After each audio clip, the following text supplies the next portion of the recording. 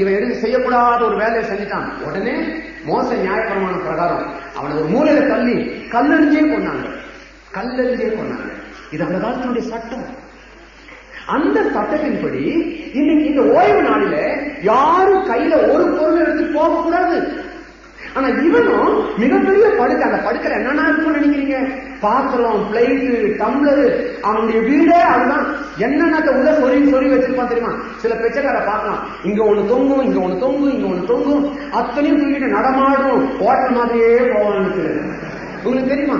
அதே மாதிரி இவன் 38 வருஷமா பர்மனண்டாவே அந்த இடத்த கொடுத்துருக்கான், வாடகை கொடுக்காமலே இருந்திருக்கான்.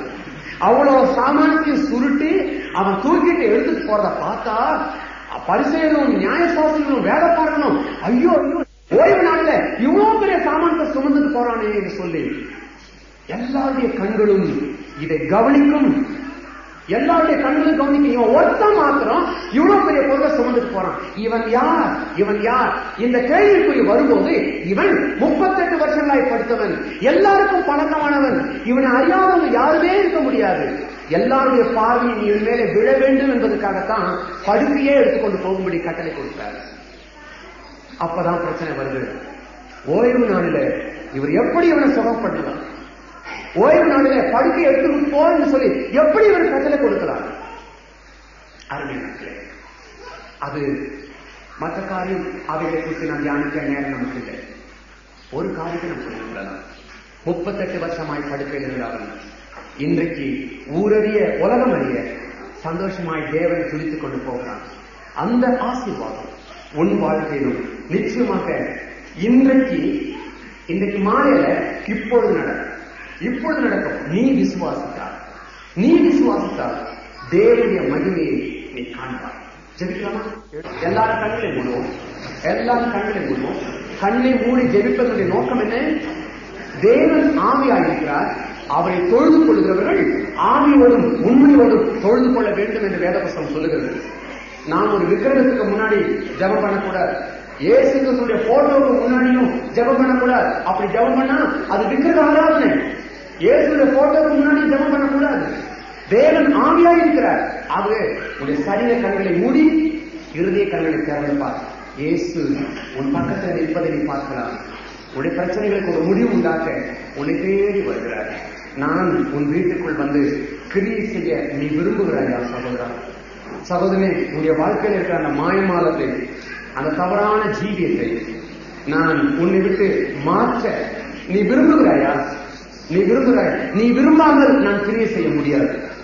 இன்றைக்கு நான் குடியை நிறுத்த நான் ஆசைப்படுகிறேன் ஆண்டவரே, நீ என்னுடைய உள்ளத்திலே வாரும் என்று சொல்ல நிச்சயமா வந்து உனக்கு உதவி செய்வேன்.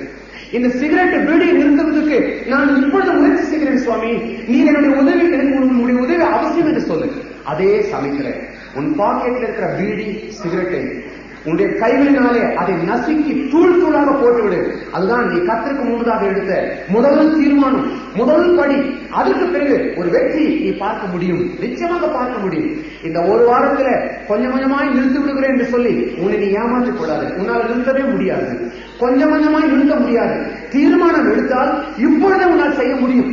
கர்த்தருடைய துணை கொண்டு செய்ய முடியும். இயேசுடைய துணை இல்லாமல் உன்னால நிறுத்த முடியாது. இயேசு உனக்கு உதவி செய்ய ஆசைப்பட்டுதான் உன் பக்கத்திலே கடந்து வந்திருக்கிறார். முதலாவது உன்னுடைய உள்ளத்தை எனக்கு கொடு. ஆண்டவர் வந்து உன்னுடைய உள்ளத்துக்குள்ளே வாசி செய்ய ஆசைப்படுகிறார். கர்த்தாவே, கண்ணீரோடு ஜெபித்து புது தீர்மானம் எடுத்து ஜெபித்துக் கொண்டிருக்கிறேன். இந்த அருமையான மக்களை உம்முடைய கரங்களிலே நான் பிடித்துக் கொடுக்கிறேன். ஆண்டவரே, புது தீர்மானம் எடுத்த இவர்கள் ஒரு நாள் சாகு வரை அந்த தீர்மானத்திலிருந்து விலகாதபடி, மறுபடியும் எந்த பாவத்துக்குள்ளும் விடாதபடி, எந்த வேத வாசிப்பின் குறைவிலும் வந்துவிடாதபடி கர்த்தாவே, இந்த நிமிஷம் முதல் ஒரு புதிய உணர்வையும் ரட்சிப்பின் சந்தோஷத்தையும் உங்களுடைய ரத்தத்தின் துடிகளினாலே நீர் இப்பொழுது கழுவி அவளுக்கு தர வேண்டும் நான் ஜெபிக்கிறேன். இந்த நிமிஷம் முதல் நீதான் அவளுக்கு ஜீவிக்கிற தேவனாய், ஆலோசனையின் கர்த்தராய், வழிநடத்துகிற மேய்ப்பனாய் அவருடைய கரங்களிலே நான் உங்களை பிடித்துக் கொடுக்கிறேன். சுவாமி, நீரே பொறுப்படுத்திக் கொள்ளும். வலுவாதத்தை காக்கிற தெய்வமே, அவருடைய பாவங்களை மன்னிக்க உமக்கு மாத்திரமே அதிகாரம் உண்டு. அதற்காக தானே அந்த கோர சிலுவையில நீ வேதனை அனுபவித்து அந்த ரத்தத்தின் துளிகள் ஒவ்வொருடைய பாவத்தையும் கழுவட்டும். ஆண்டவரே, இயேசுவின் நாமத்திலே ஜெபிக்கிறோம் பிதாவே, ஆமென்.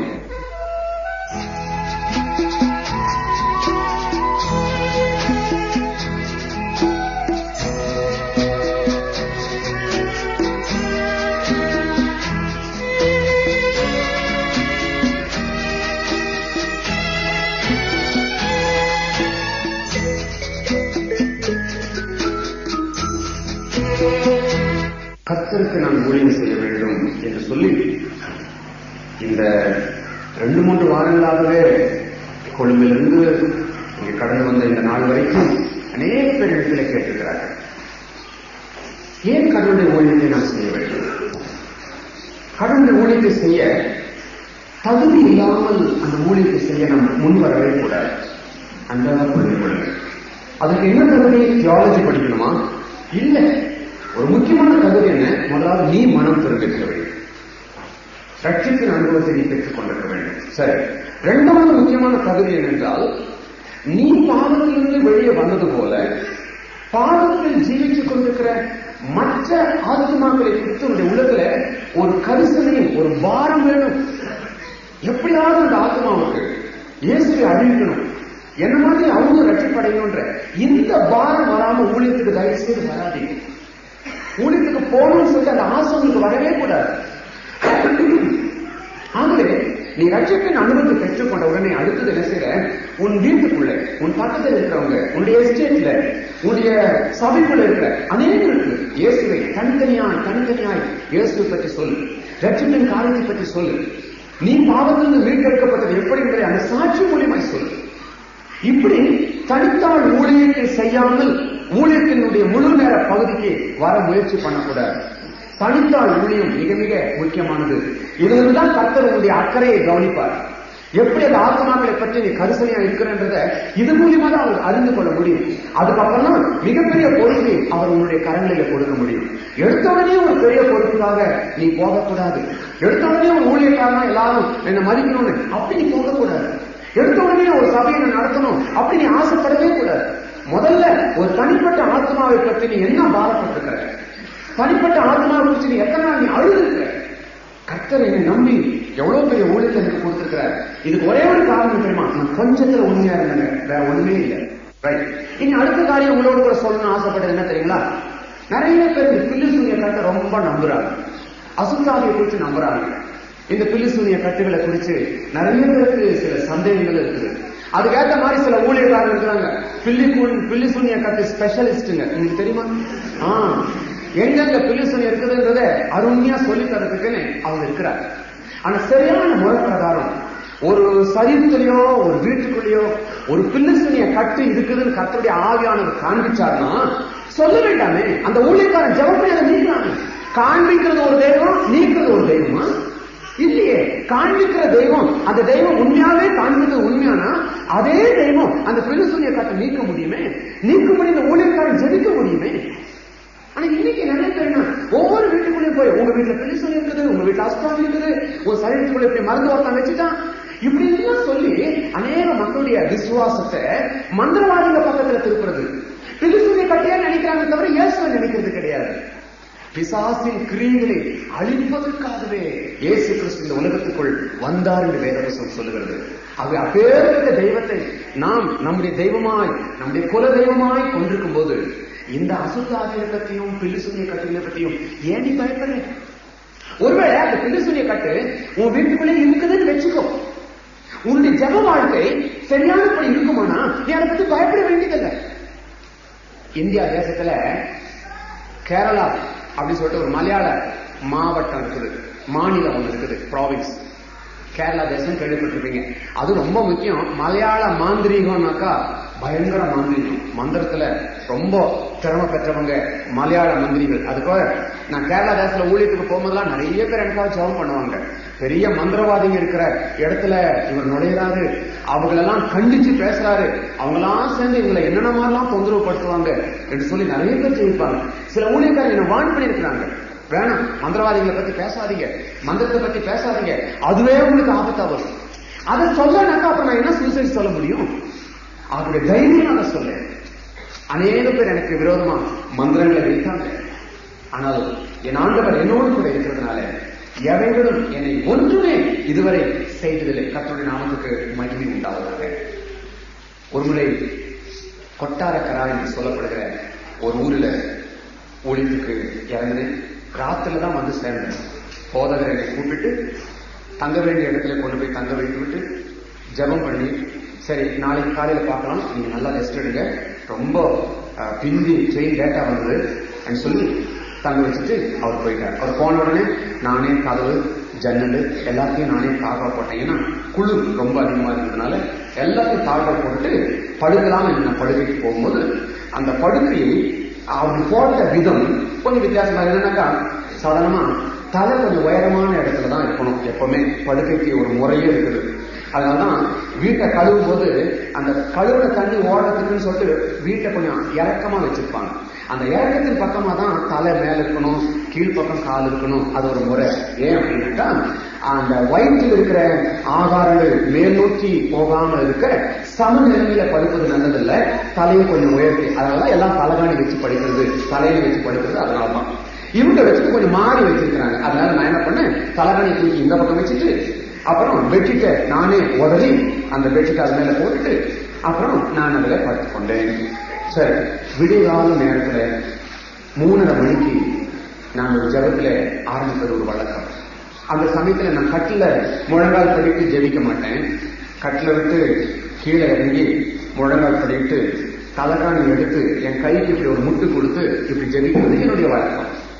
அதே மாதிரி கீழே முழங்கால் படிட்டேன், தலகாணி அந்த எடுத்தேன், வச்சேன், இப்படி முட்டு கொடுத்து தலகாணி எடுத்த இடத்துல பார்த்தா அங்க ஒரு செம்பு தகுடு ஒண்ணு அங்க இருக்கு. எனக்கு ஆச்சரியமா போச்சு. கதவை ஜன்னலை சாப்பிடுறது நான் தான்.